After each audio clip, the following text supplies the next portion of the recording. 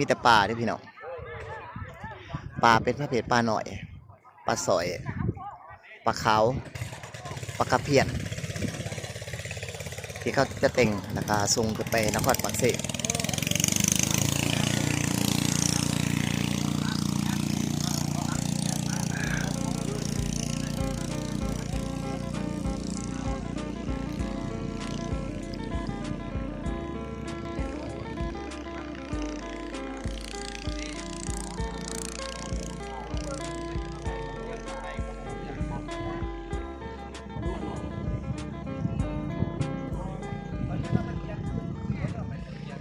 เป็นปลาหน่อยปลาลวก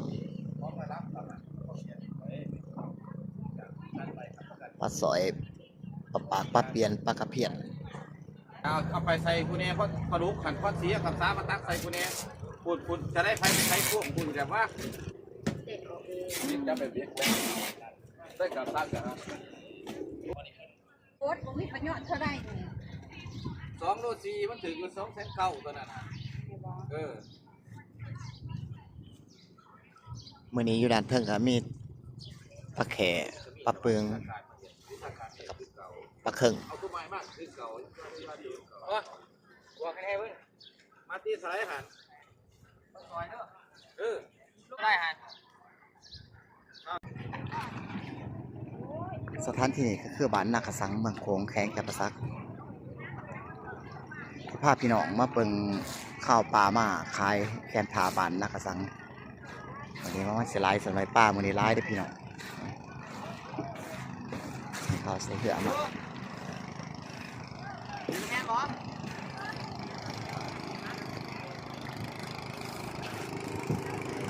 ตาเขาได้มานี่แหละจากแม่น้ำของแม่น้ำจืดบ้านเฮานี่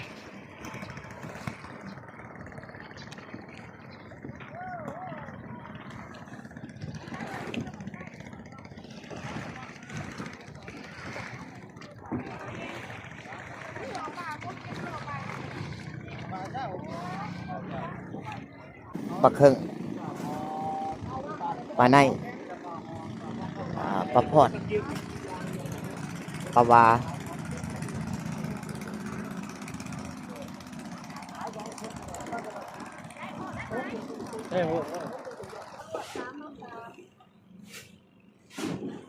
นี่เป็นปลาเปิง